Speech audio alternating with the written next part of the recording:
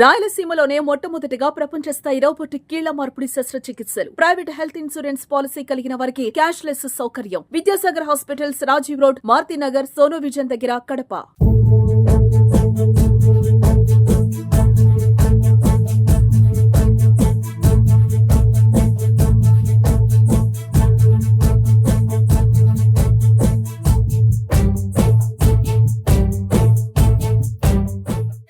తెలుగువారు ఎంత గొప్పవారంటే బ్రిటిష్ వాడు మన ఎంత హింసించాడు అందరూ గుర్తుపెట్టుకున్నా కూడా వాళ్ళు చేసిన మంచిని కూడా గుర్తు పెట్టుకొని సిబి బ్రౌన్ లైబ్రరీ అయితేనేమి కాటన్ ద్వారా నీళ్ళించడని చెప్పి ఎక్కడ కానీ ఇప్పటికి కూడా వాళ్ళకి ఇంత గౌరవం ఇస్తున్నామంటే అది ఒక్క తెలుగు వారికి చెందింది. మిగిలిన చోట్ల కన్నా కూడా మన తెలుగు వాళ్ళు ఎప్పుడు వాటిని గుర్తు పెట్టుకుంటారు.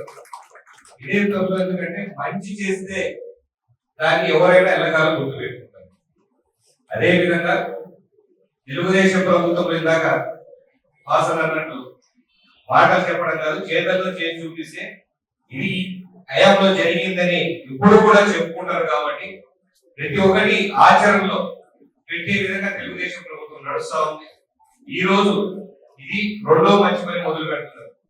పొద్దున కడప స్టార్టప్ అంటే రాబోయే తరాలకు ఎంతో ఉపయోగకరమైన స్టార్టప్, ఒక ఇన్నోవేషన్ సెంటర్. అది చాలా మంది యువకులు ఎవరికైతే స్తోమత లేదో, ఐడియాస్ ఉన్నాయో వాళ్ళందరినీ ఎంకరేజ్ చేసే విధంగా ఒక మంచి కార్యక్రమాన్ని మొదలు పెడితే అలాంటి రాబోయే తరాలకు కానీ ఉన్న వాళ్ళందరికీ కూడా చరిత్రతో తెలియజేసిన పాటు ముందున్న నాకు తెలిసి నెక్స్ట్ లైబ్రరీ ఎక్స్పాన్షన్ లో ఓన్లీ తెలుగు లిటరేచర్ కి సంబంధించి కాకుండా ఇన్నోవేటివ్ గా సంబంధించిన బుక్స్ కూడా మీరంతా కూడా మెయింటైన్ చేస్తారని చెప్పి ఆశిస్తా ఉన్నాను.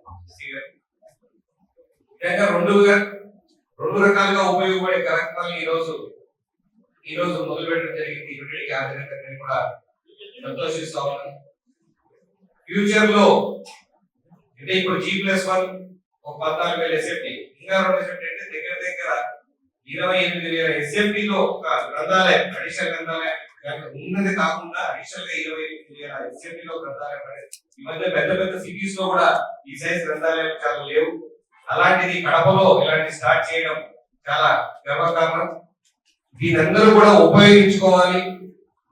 దీన్ని పబ్లిసైజ్ చేయాల్సిన అవసరం కూడా ఉంది. మన కొద్ది మందికి మాత్రమే సిబి బ్రౌన్ లైబ్రరీ గురించి దీంట్లో ఉన్న మేము ఈరోజు చూస్తా ఉంటే మేము కడపలో ఉన్నాం, కానీ ఆ తాళపత్ర గ్రంథాలు ఇవన్నీ కూడా ఇక్కడ ఉన్నాయి, ఏదో లిపులు ఉన్నాయి, ఇవన్నీ కూడా మాకు తెలియదు. ఇవన్నీ కూడా మనం పబ్లిసైజ్ చేయాల్సిన అవసరం ఉంది. కడప యొక్క హిస్టరీ లోపలికి పోతుంది. ఎప్పుడు ఒక మధ్యలో ఒక పీరియడ్ ఓన్లీ కడప హిస్టరీ కాకుండా కడప నెగిటివిటీ మాత్రమే సినిమాల్లో కానీ బయట కానీ చాటప్పుడు ఒక బ్యాడ్ ఇమేజ్ ఉంది. ఆ ఇమేజ్ పోగొట్టి కడపకు గుడి ఇమేజ్ తీసుకురావాలంటే ఇలాంటి మంచి కార్యక్రమాలందరినీ మీ ద్వారా కూడా మీడియా అందరినీ కూడా కోరేది ఇలాంటి మంచి పబ్లిసైజ్ చేయాలని చెప్పేసి మిమ్మల్ని అందరూ కోరుకుంటున్నారు. మరొకసారి ఈ కార్యక్రమాన్ని ఆహ్వానిస్తున్నందుకు కూడా ధన్యవాదాలు తెలియజేస్తున్నాను.